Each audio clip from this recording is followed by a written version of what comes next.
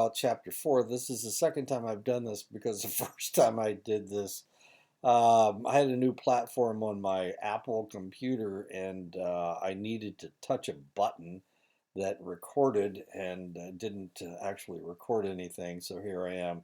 I'm talking and I'm moving the arrow all over the place. And of course, there was no sound. But I figured it out. And here we go. Let's go ahead and do this chapter again. This is one of my favorite chapters.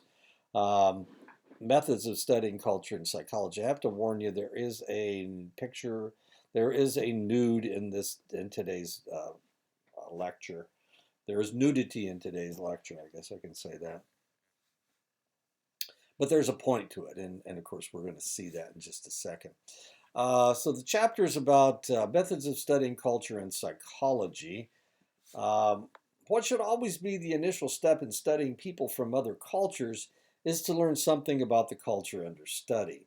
A little bit of knowledge can go a long way in avoiding costly and embarrassing mistakes, and that's one of the things that I did before I came down to teach at at Saley at Dene College. I read as much as I could, dealing with the Dene people.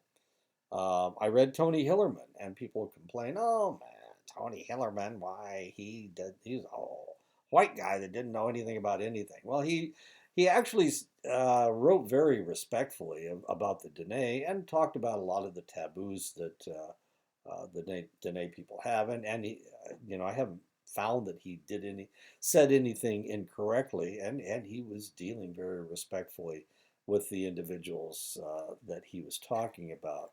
I can't remember any negatives he said about the Dene people. He talked about the death taboo. It was kind of they are policemen, Navajo policemen. So it's really kind of interesting. It's a good series of books, and like I said, he deals respectfully with the Dene people. Of course, that's not all I read. I didn't just read novels about Navajos. I read the book that Monty Russell wrote. I read that book as well. I didn't think that one didn't do. I didn't think it was did a very good job. That's okay. I wanted to know other information. I actually wanted to know history, and there's not a whole lot of history in that book. What history it has isn't very accurate.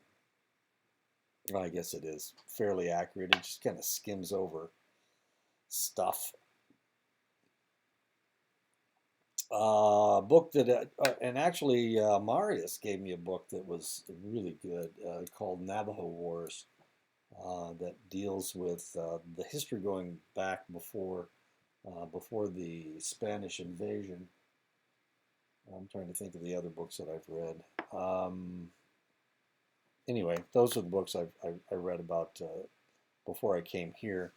Gave me an idea, and of course, if you were in a class with me before, um, in 16 or 17, in 2016 or 2017, I asked a lot of questions and I got a lot of answers, and that's really how I found out about the Navajo culture. I had some healers in my class, um, and they gave me information, some positive information, and I talked to Wilson and Avery, and they were very forthcoming with information as well. Schrader and his colleagues in 1997 were researching family meals. They sought information from rural India and called ahead to optimize their time there. Though people in this area of rural India did not participate in family meals, an obliging local psychologist convinced a family to sit down at a table to simulate what the researchers were looking for. The researchers happily recorded their discovery and mistakenly included it in their research. And this is what they saw. They saw a family sitting down at a large table and eating. Well, not all Indian families do this, especially in select areas. In select areas, this is how they eat. The men sit on the ground and they eat off leaves. The men eat in one place, the women eat in another area, and the children either eat with the women or as they get older, they will eat with the men. Not usually the elders, however. Um, Sometimes they have their own area that they have to eat in, but this never happens. Not in that portion of India, anyway. One can learn about another culture in a variety of ways. The simplest way is to read existing texts and ethnographies about the culture. However, learning about a culture through books and ethnographies limits you to learning about the ideas the author thought were relevant. And that's important. It's important to realize that the author has their own agenda. So a lot of times what the author says isn't really accurate. Um, just something that you need to think about. Another approach is to find a collaborator who is from the culture you are studying and who is interested in pursuing the same research with you. The more involved your collaborator is in the project, the more likely you will get accurate information. And this is what I do whenever I go to a new area. I always try to make friends with somebody so that they will give me the correct information about things. A lot of times people will give you bad information just to make you look stupid. Let me give you a quick example. I had lots of friends on Fort Belknap Reservation, but I was I was working in their bingo parlor. We were trying to make money for the Chief Joseph powwow, and I was working with the at the bingo parlor, and so what they had me do, I was a runner down on the floor, and when somebody won, I read off the numbers to the caller, and he either verified it or not. And sometimes they would donate the money back to the club, to the to the Chief Joseph Powwow. And so I was supposed to tell him that. It was kind of interesting because sometimes there were select individuals that, of course, everybody knew everybody else, but I didn't because I hadn't been there all that long, and I didn't know everybody on the reservation. So sometimes I would have to ask a friendly person what somebody's name was. Well, sometimes they would tell me the wrong name just so that this happened, so that everybody could laugh. They were making fun of me and the fact that I didn't know everybody, and that's some of the. Sometimes that can happen. Sometimes they give you the bad bad information, but I always try to befriend people wherever I go, whether it's the white people of Mississippi or the black people of Mississippi, Washington D.C., uh, the Fort Belknap Reservation. Um, one of my good friends on the Navajo Nation is Marius Begay. We became friends fairly quickly, um, and anytime I have a question, and I can't just ask anybody this; they might be offended. But of course, Marius knows me and he knows that I don't mean to offend anybody. I can always ask Marius. He'll give me some pretty good information. Jeremiah is a good friend of mine. Jeremiah Barber. I can usually say just about anything to him. Patrick Blackwater. We joke around all the time. But if I needed to find out something serious, I could probably ask him. Christine Ami, um, her and her husband are good friends of mine. We were in the military, which that's a little bit different. Anyway, there you go. So what you need to do is find a collaborator. So I try to find friends wherever I go, and it's pretty easy for me to make friends. Some of my students, I just interacted with one of my former students and he called me brother. So that's real important as far as I'm concerned. People thinking that we are brothers. The International Association of Cross-Cultural Psychology is an organization of researchers studying culture and psychology from all around the world, and its members routinely find members from other countries to collaborate with on cross-cultural projects. Of course, it didn't work in this case, but it can work in the future. Oh, here's the nudity. Sorry about that. Okay, I'm going to show you a picture, and I want you to take a look at this picture and tell me what offends you in this picture. Another effective strategy is to immerse oneself in another culture to learn it firsthand. This is an excellent way to gain a rich understanding of another culture, but it can be time consuming and costly. There is no substitute for firsthand experience. So here we have a white lady who has decided that since the African, the indigenous people that she's dealing with don't wear a shirt, she wouldn't wear a shirt as well. But of course, her breasts look different. Now, if this offends you because this white lady is showing her chest, her naked chest, but you didn't think about these ladies showing their naked chests, then that's just think about that. Uh, it, it's okay for them to show their chests because that's the way they walk around, but she can't do it because even though she's in Africa, she can't do it because it's considered obscene.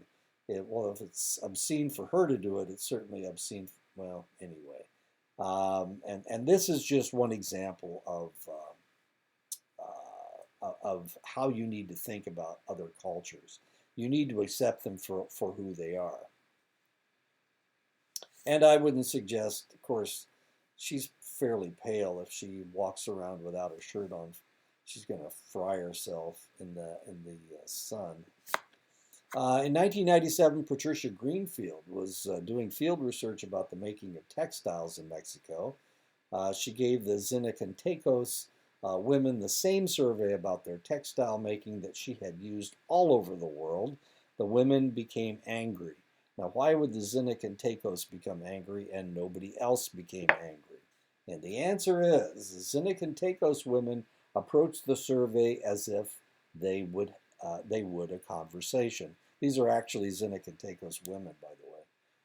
When Greenfield asked similar questions, a methodologically sound interview technique, they thought she was stupid or making fun of them, and it made them angry because she asked the same questions more than once. Having their methods perceived in identical ways across different cultures is termed methodological equivalence. Sometimes researchers have to adapt their procedures so that it is understandable in each culture equally. The vast majority of cross-cultural research has been conducted between industrialized societies. The most common comparison are between North Americans and East Asians. East Asians are Chinese, Koreans, and Japanese. And of course, the Western North Americans would include primarily Canadians and people from the United States, but not Mexicans. We don't see a lot of research coming out of Mexico, but we see a lot of research coming out of Canada and the United States. Studying college students from different cultures also lends itself to making meaningful comparisons, as students in the world over tend to be familiar with many of the kinds of procedures used in psychological studies. And college students tend to be an accessible sample for most university researchers because they work for free. And most university researchers don't have a lot of money. When researchers overemphasize college students, there tends to be a significant problem with generalizability. And I've argued about this over and over and over again. I used to have a colleague that did this research, and she claimed that it was okay. It was okay that this was a specialized population. They still gave you cross-cultural information. And of course, I argued that that wasn't true. These are college students. These are the elite of the people in the community. They don't represent the community. They can't represent the community. And the other thing is that they tend to be younger than the community itself. The research can't be generalized with any populations but other college students. This is what I argued, and this is what she argued back. Of course, she didn't accept my argument. She thought I was prejudiced against research. Overusing students affects power. Power reflects the quality of the design of the study and determines if your design is sensitive enough to identify the anticipated effects. Sometimes the hypothesis is correct, but the design doesn't have the power to be able to provide support for it. In cross-cultural studies, culture should always be an independent variable. If researchers contrast two similar cultures, they would not have as much variance in their independent variable as if they had compared two very dissimilar cultures. Psychological concepts do not always translate from one culture to the next. Japanese ame has no equivalent in English. This is inappropriate behavior that shows dependence on someone else. It's kind of like codependence, but it's acceptable behavior in Japan, especially if it's the woman who is overly dependent on the male. That's acceptable in Japan. It's kind of the samurai culture. It's kind of the samurai culture, male-dominated culture. The idea that the woman should walk two steps behind and whatnot. That's acceptable behavior in Japan. And if you look at hentai, I don't want to use that as an example. Anyway, if you really look at the Japanese culture, I lived there for 6 months. It's really kind of interesting. The husband will bark at the wife, and she will accept it. When he says something, he says "hi," which means yes, which means you're supposed to agree with him. When a woman says something, she'll say "nay," which means no, which means isn't that right? So it's the way people talk this inappropriate dependence on someone else. But of course, that's acceptable behavior in Japan. German Schadenfreude has no equivalent in English. It is a pleasant feeling from seeing someone else's pain. And of course, Germans are kind of funny this way. I lived in Germany for 3 years when I was in the service. And I used to play soccer against the Germans. And if they tripped you and you fell and you didn't get up, they'd laugh at you. They thought it was funny. I can remember one time I was driving, and I usually played fullback, but if I saw an opening, like everybody else is on the other side of the field, I would drive the ball down. Well, I did that a couple times, and we were playing against a team of older guys. I was young then. I was in my 30s, in my early 30s. And this guy was kind of fat because he was, anyway, he was a beer drinker. He was a better soccer player than I was. And this was on a gravel field. And so I drove down, and he wanted to take me out. And he couldn't catch me. So he came at an angle where he could actually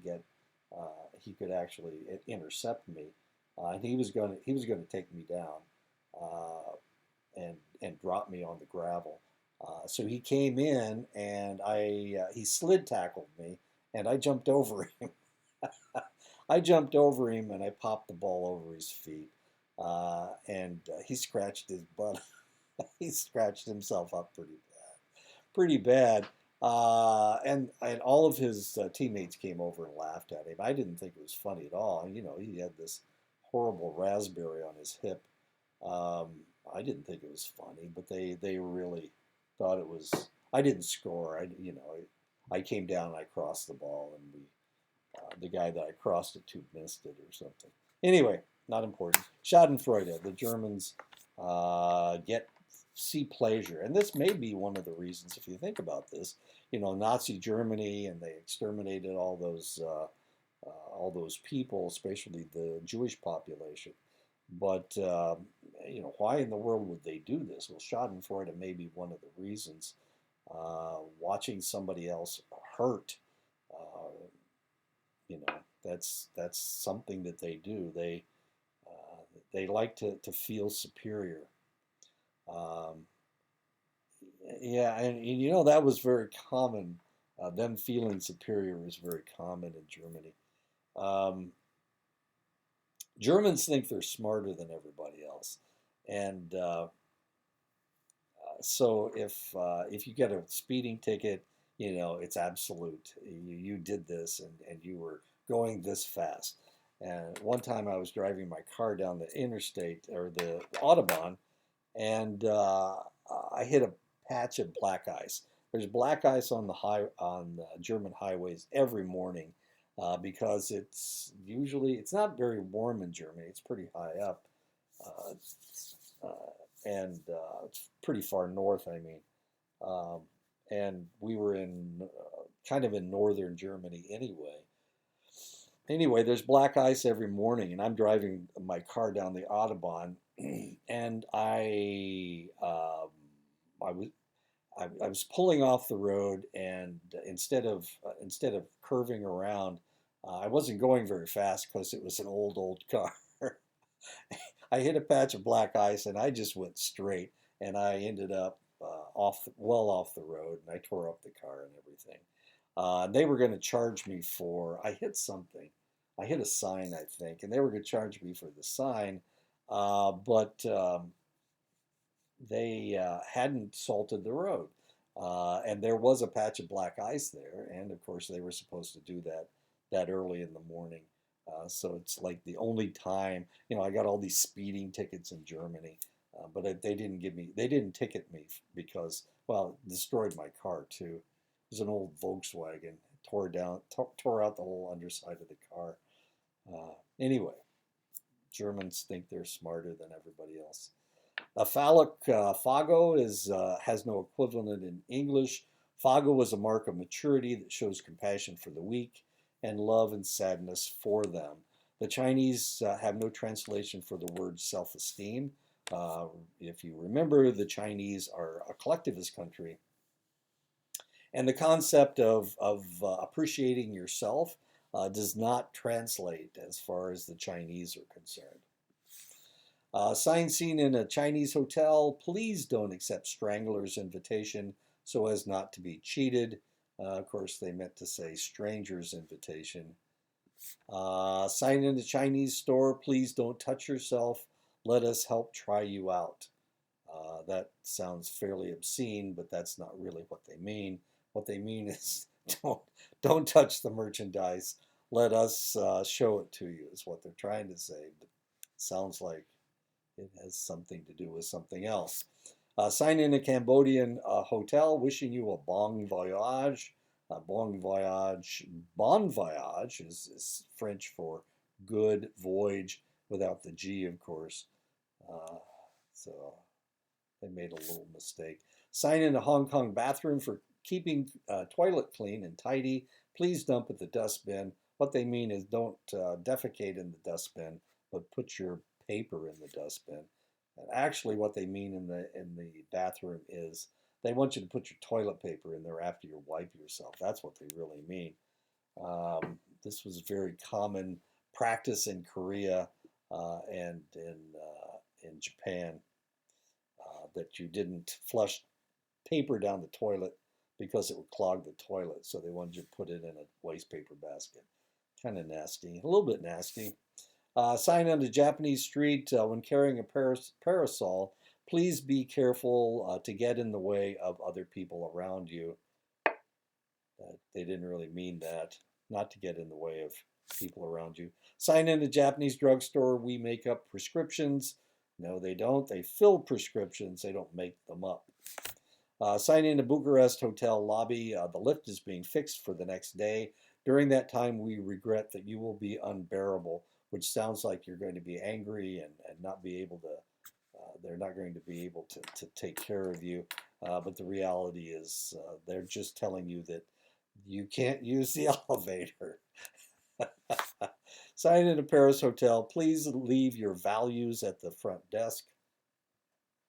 They didn't mean values, they meant valuables.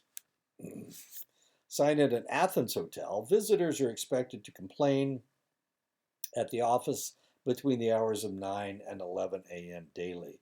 What they meant was if you have a complaint, then you need to complain at the office between 9 and 11 if you have a complaint. They didn't mean everybody has to complain about something between 9 and 11. Sign in a Japanese hotel. You are invited to take advantage of the chambermaid.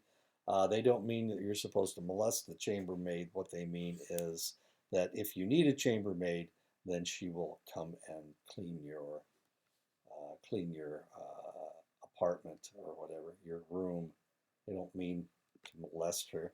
Sign in a Paris dress shop, dresses for street walking. Street walking is another name for prostitution. And the reason I showed this picture is because in Europe, prostitution is acceptable behavior. It's legal. And for the way women tell you that they're a prostitute is that they cross their ankles like this. That's not a very comfortable way to stand. When we were living in Germany back in the late 70s, early 80s, this was a very common sight. Especially, we were at an Air Force base, and of course they were soliciting clientele from the military people. But we used to see these women standing on the street with their legs crossed all the time. Usually they had a car parked behind them, Mercedes or whatever. Anyway, this was very common, and this is the way they looked, as interesting as that was. My daughter couldn't figure it out. When we went over there, she was 9 years old. She couldn't figure out why we didn't stop and pick up the hitchhiker. But we tried to explain it so that we didn't ruin her life. Sign in a German campground. It is strictly forbidden on our Black Forest camping site that people of different sex, for instance, men and women, live together in one tent unless they are married with each other for that purpose. And that is very confusing. Soviet weekly newspaper, there will be a Moscow exhibition of arts by 15,000 Soviet Republic painters and sculptors. These were executed over the past 2 years. Of course, the painters weren't executed. The paintings were done over the last 2 years. Sign in a Mallorca shops. Mallorca is an island in the Mediterranean Sea over by France. Here speaking American, and of course that doesn't sound right at all. Even by relatively fluent speakers, word choice can be a problem. The most commonly used method of ensuring that a translation is accurate is to have someone translate the translation back into English. This technique is known as the back translation method, and that way you find out what a speaker of the other language, how they would translate it into English. Response biases are factors that distort the accuracy of a person's response to surveys, and they become especially problematic when we compare groups that differ in their response biases. Some people will try to seem more socially desirable in their answers and disguise their true feelings to appear more socially desirable. I'm filling out a reader's survey for Chewing magazine. See, they asked how much money I spend on gum each week, so I wrote $500. For my age, I put 43, and when they asked what my favorite flavor is, I wrote garlic, Curry. This magazine should have some amusing ads soon. I love messing with data. So he gave them all this really bad information. And he's going to see if that changes things. There's a tendency for people from different cultures to vary in terms of how likely they are to express their agreement in a moderate fashion. Choosing an item close to the end of the scale is known as extremity bias, and choosing an item in the middle of the scale is known as moderacy bias.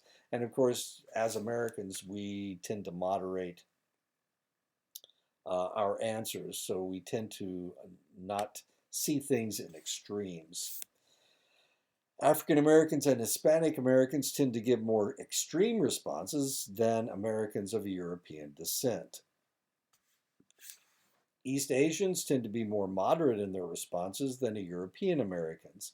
East Asians show a greater moderacy bias when they complete the materials in their native language than when they complete them in English. One way to fix moderacy and extremity biases is by having the respondent answer yes or no rather than using a like or like scale. Though it is hard to quantify yes/no answers, and of course that's either a 1 or a 2, I guess. There are no maybes. It either is a yes or a no. A tendency to agree with most statements is known as acquiescence bias and is an issue for cross-cultural comparisons. The acquiescence bias is a problem for cross-cultural research because cultures differ in their tendencies to agree with items. East Asians tend to have a relatively holistic way of looking at the world, and one consequence is that there are more possible truths in a holistic world. This tends to make them see truth in most statements, and this is a problem. This was a problem for the United States during World War II. One of the East Asian countries is Japan. And the Japanese, if you've ever been around the Japanese, you know that the Japanese hate to say no. They don't want to seem negative. So even if they mean no, they will say yes.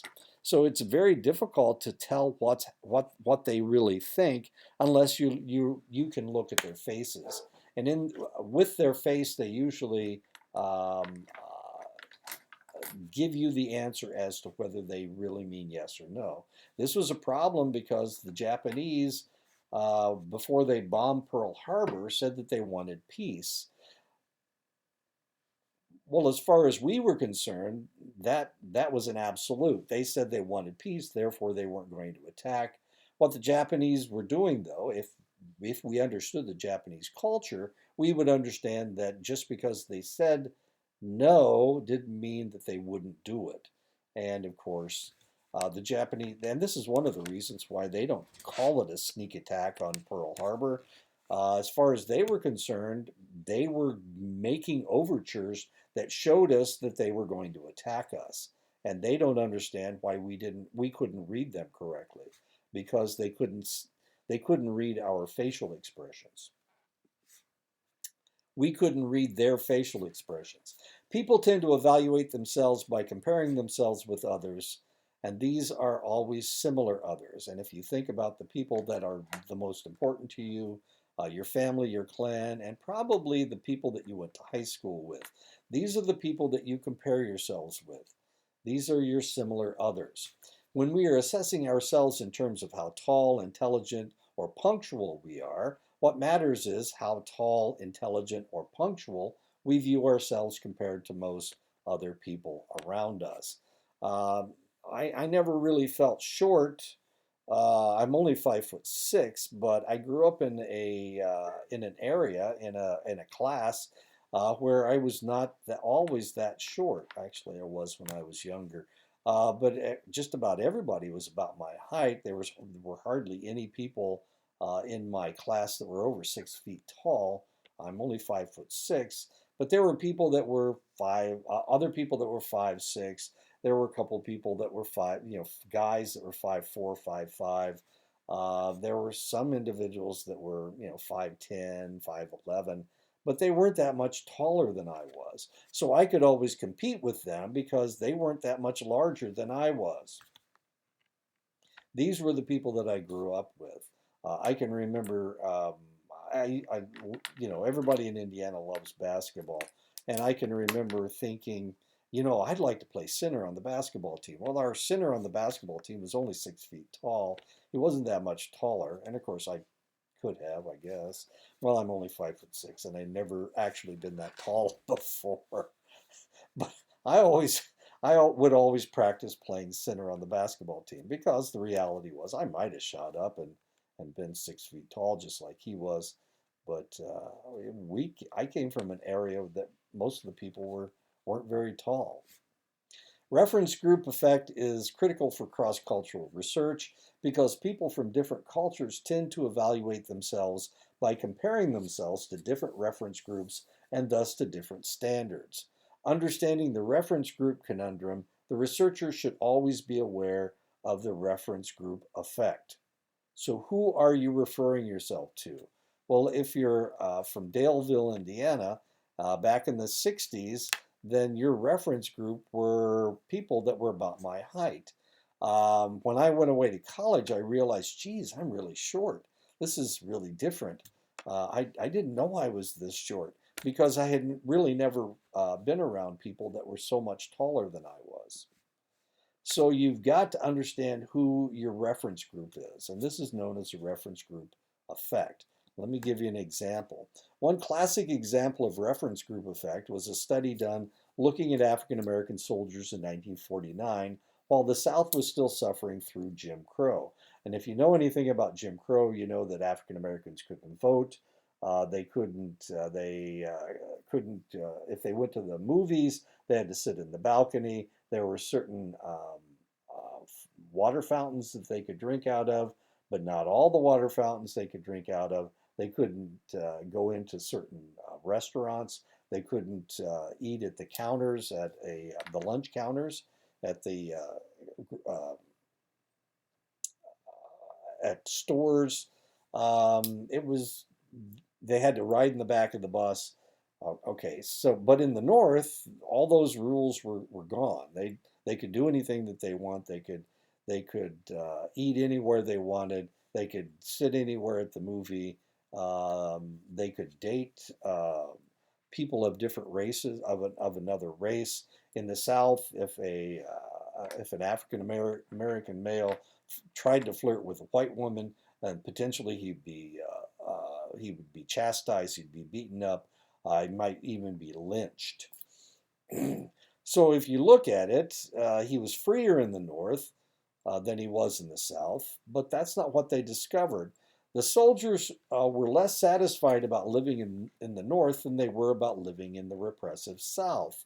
Could it be that they didn't like the better treatment and the obvious freedoms that they found in the North? With analysis, they found that the soldiers gave their answers because they were using local African Americans as their reference group.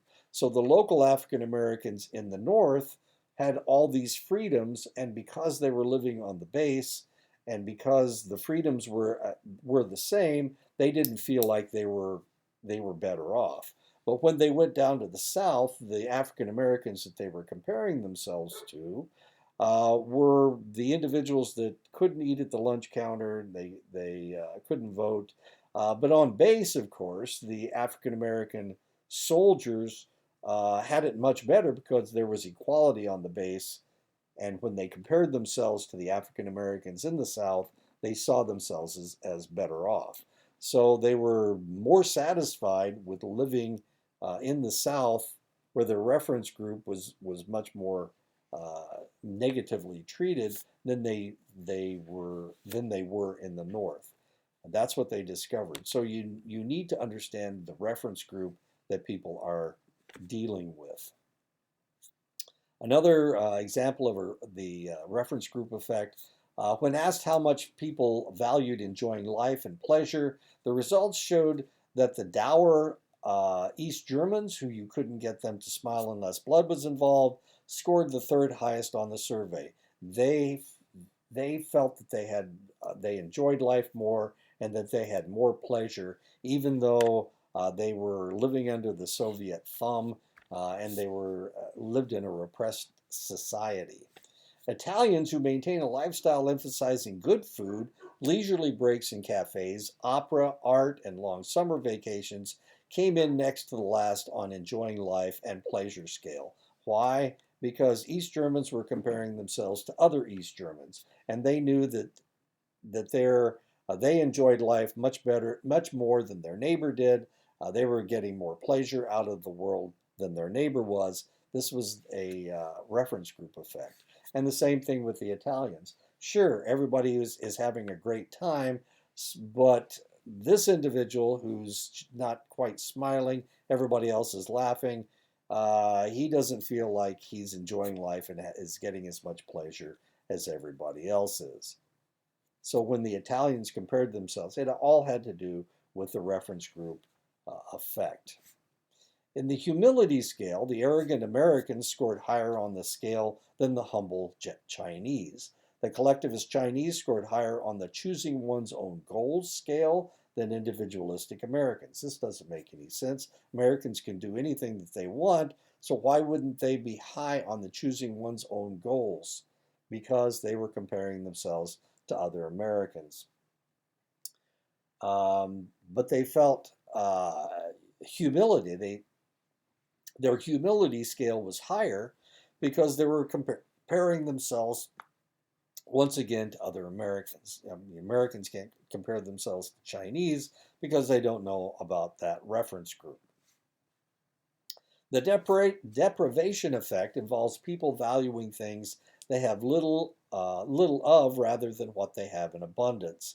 Thus, since there is a dearth of humbleness among Americans, they value humility more than the Chinese who are taught humility from birth, and this is known as the deprivation effect. Subjective self-report measures work fine within cultures because cultural members tend to share the same response biases and the same reference groups. But subjective self-report measures do not work well between cultures because the members have different response styles and different reference groups. So you really can't compare two different groups.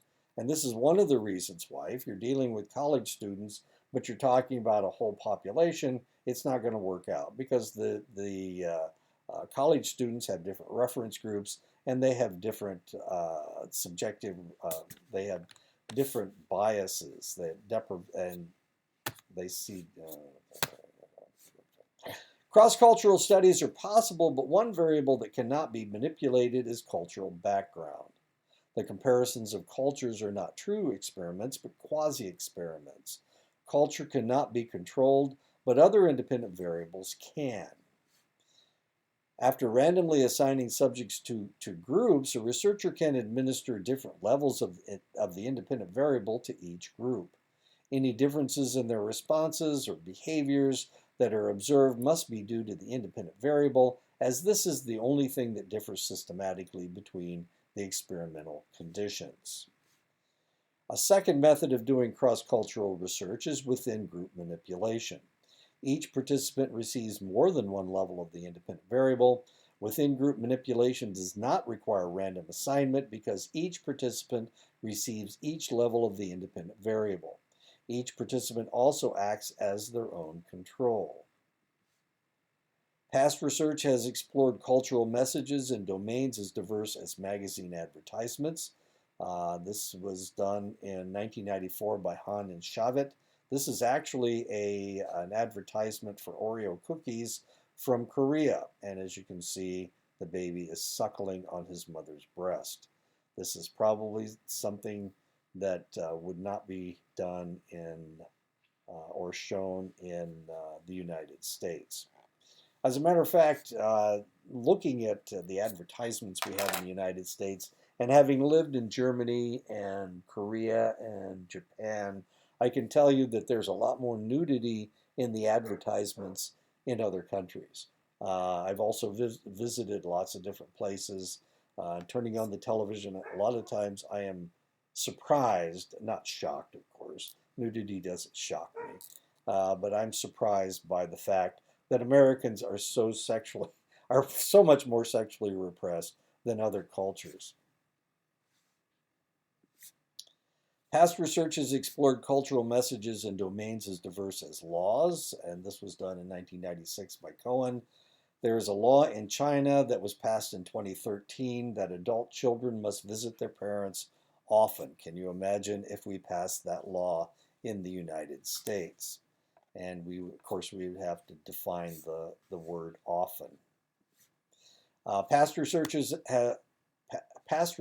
explored cultural messages in domains as diverse as newspaper articles. This was done in 1994 by Morris and Ping. Most headlines around the world were about President Trump's inauguration in 2017, but usually it was from that country's point of view. This is from the Journal of Montreal. Oh my God. Anyway, some people were happy about it, and a lot of other people weren't. Past research has explored cultural messages and domains as diverse as fairy tales. This was done in 2001 by Doyle and Doyle. The oldest written fairy tale is Abdullah the Fisherman and Abdullah the Merman, written in 850 in Persia. Past research has explored cultural messages and domains as diverse as children's stories. This was done in 1961 by McClelland. Past research has explored cultural messages and domains as diverse as sports coverage. This was done in 2006 by Marcus et al. Americans like pictures. Other places, not so many pictures. Pictures are rarer. Past research has explored cultural messages and domains as diverse as personal ads, and this was done in 2001 by Perek and Berezin. Past research has explored cultural messages and domains as diverse as web pages. This was in 2012 by Masuda et al. A key point to realize about research is that no single study is perfect. Every study has potential methodological shortcomings or alternative theoretical explanations. One important skill that students learn in graduate school in psychology is precisely how to come up with alternative explanations for virtually any study they encounter. And you need to use critical thinking. If This is one of the reasons why I asked you in other classes, well, how many people were in the study?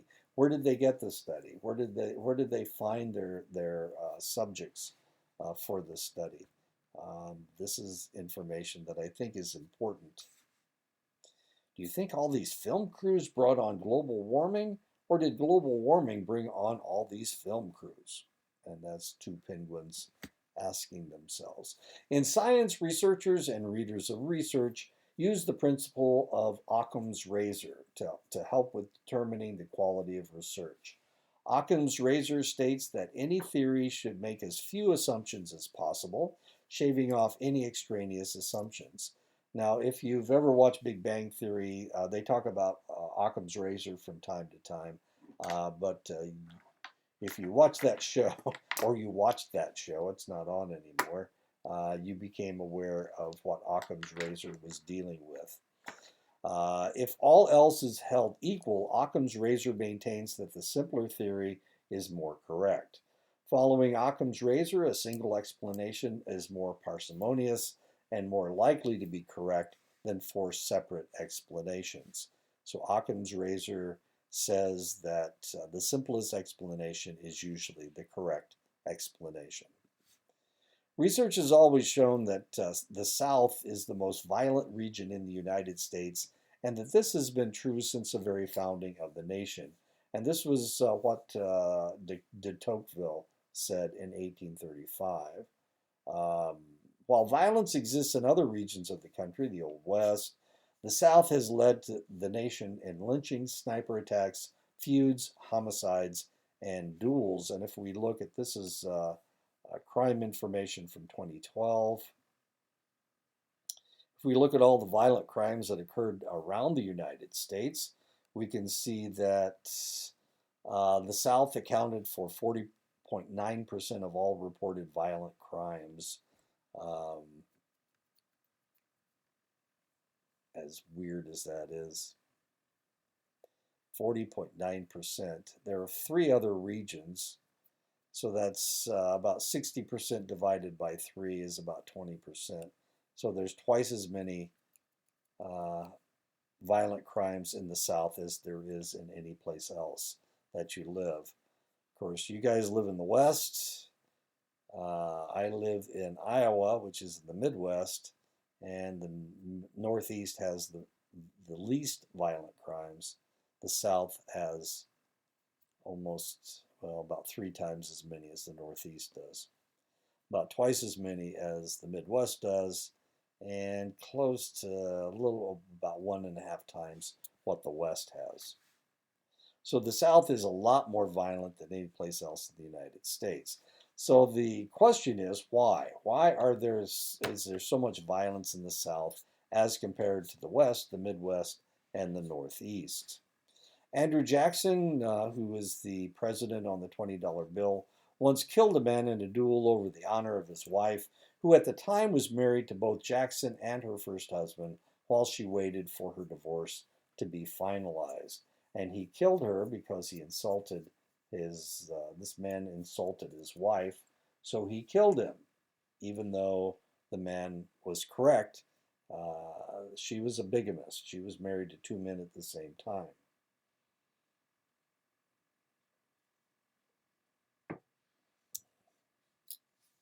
Fisher in 1989 speculates that the South has always had more tolerance for aggressive pursuits. Reports from the colonial days chronicle no-holds-barred fights where eyes were gouged and noses and ears were bitten off. Or purring, where two men held each other's shoulders and kicked each other in the shins until one of them let go. This is what purring looks like. You can see that they stuff straw in their pants, but they're still kicking as hard as they possibly can. This is nuts. The South has always been more tolerant than the North concerning corporal punishment of children, capital punishment of criminals, gun ownership, going to war whenever the gauntlet is mentioned. Southern high school students are more likely to bring a weapon to school. The South has more school shootings than any place else in the United States.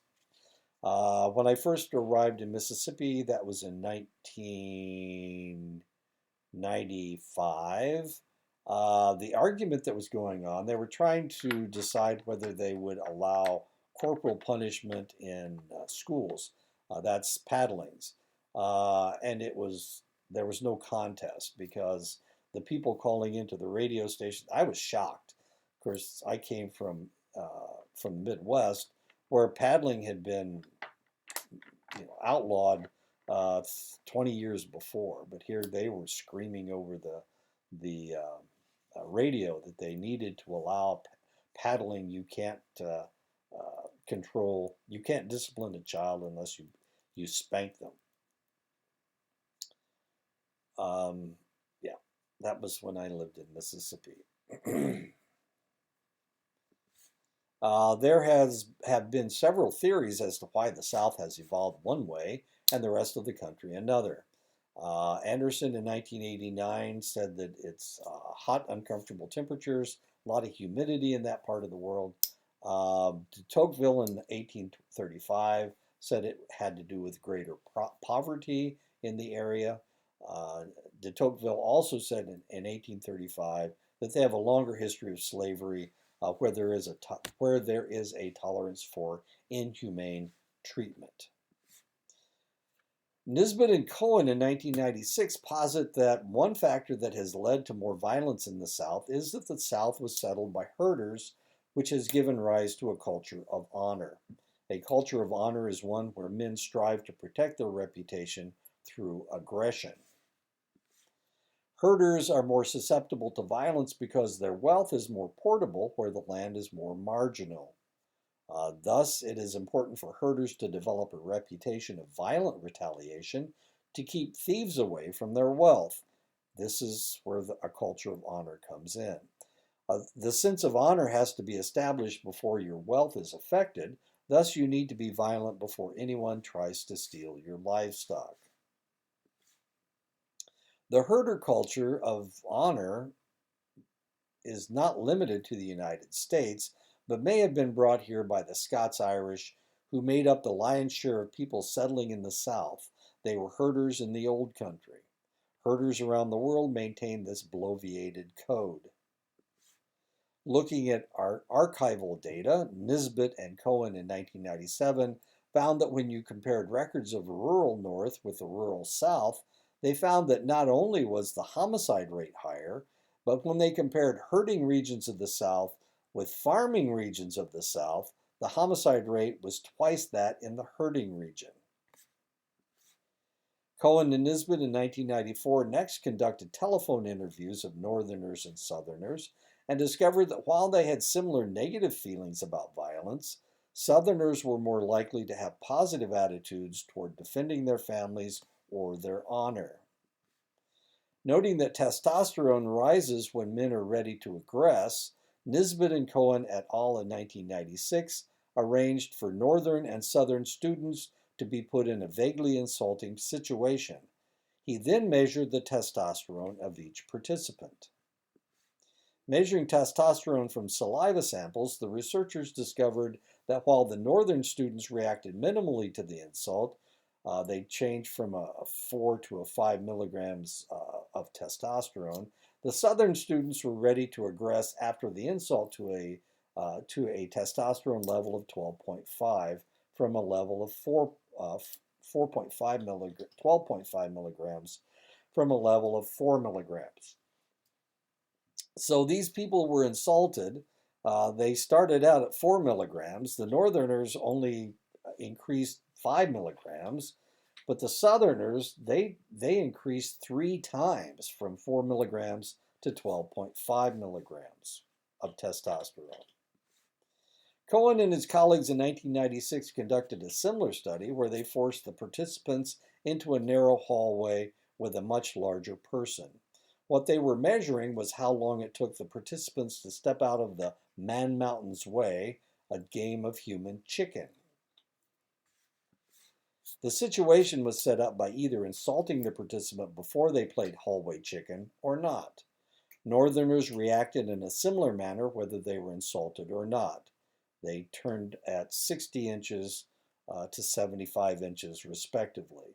So if they were insulted, they turned at 60 inches, and if they weren't insulted, they turned at 75 inches. The Southerners, on the other hand, stepped out of the way earlier when not insulted at 110 inches, which is a lot different than 75 inches. This has to do with Southern hospitality. But after an insult, they approached the Man Mountain on average of 35 inches before veering off. This has to do with the culture of honor. So you can compare 110 to 75, but you have to compare 35 to 60. And that's the end of the chapter. So being a Southerner means that you have this culture of honor, and that if somebody insults you, you have to fight them.